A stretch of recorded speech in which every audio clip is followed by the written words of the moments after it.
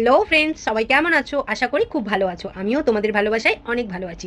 অনেক দিন পর একটা রান্নার ভিডিও নিয়ে তোমাদের কাছে চলে এলাম। চলো, কি রান্নার ভিডিও এনেছি সেটাই তোমাদেরকে আজকে দেখাবো। কাজ থেকে ফিরে হাতে খুব একটা সময় থাকে না, তাই চটজলদি রান্না করে নেওয়ার মতন এমন একটা ভালো রেসিপি তোমাদের সাথে শেয়ার করছি। আজকে বানাবো ভুনা খিচুড়ি। এই ভুনা খিচুড়ি বানাতে লাগছে ডিম, কাঁচা লঙ্কা, ধনেপাতা, টমেটো, আলু আর মুসুরির ডাল। তার সাথে লাগবে একটু মাংসের কিমা আর গরম মশলা, আদা বাটা, জিরে ধনে গুঁড়ো। চলো, এগুলো সব আমি কেটে কুটে রেডি করে নিই। ততক্ষণ তোমরা কিন্তু সঙ্গে থেকো। কাটাকুটি করে সব রেডি করে নিয়েছি। চলো দেখিয়ে দিই তোমাদেরকে আমি কি কি রেডি করেছি। যে ডালটা নিয়েছিলাম সেই ডালটা ভিজিয়ে দিয়েছিলাম, আর ডাল ভিজে একদম রেডি হয়ে গেছে। আর এরপর রেসিপিটা তোমরা তো নিশ্চয়ই জেনে গেছো যে ভুনা খিচুড়ি। তাই ভুনা খিচুড়ি করতে চাল লাগে, আর এই চালটাও কিন্তু আমি আগে ভিজিয়ে দিয়েছিলাম। চালও মোটামুটি ভিজে দেখো রেডি হয়ে গেছে।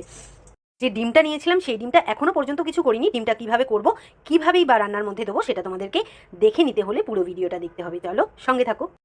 গ্যাসের ওভেনটা জ্বালিয়ে নিলাম আর তাতে কড়াই বসিয়ে কড়াইটা একটু গরম করতে দিলাম।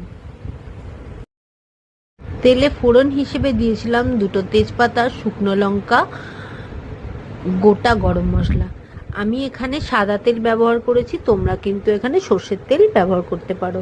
ফোড়নে দিয়েছি জিরে আর গোটা গরম মশলা, শুকনো লঙ্কা, তেজপাতা।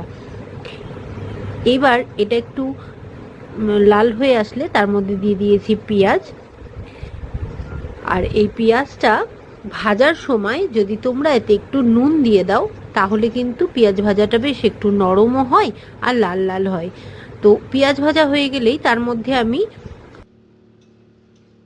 ডুমো ডুমো করে যে আলু কেটে রেখেছিলাম সেই আলুটা দিয়ে দিলাম। এবার আলু পেঁয়াজ ভাজা হয়ে গেলে একে একে সমস্ত কেটে রাখা জিনিসগুলো দিয়ে দেবো। এখানে আমি কিন্তু আদা আর রসুনটাকে গ্রেট করে নিয়েছিলাম, কাঁচা লঙ্কা কুচি, চিকেন কিমা, মুসুরির ডাল, সমস্ত কিছু একসাথে দিয়ে নুন, হলুদ আর জিরে গুঁড়ো দিয়ে ভালো করে নেড়ে চেড়ে একটু সামান্য জল দিয়ে এটাকে হতে দিলাম বেশ কিছুক্ষণের জন্য।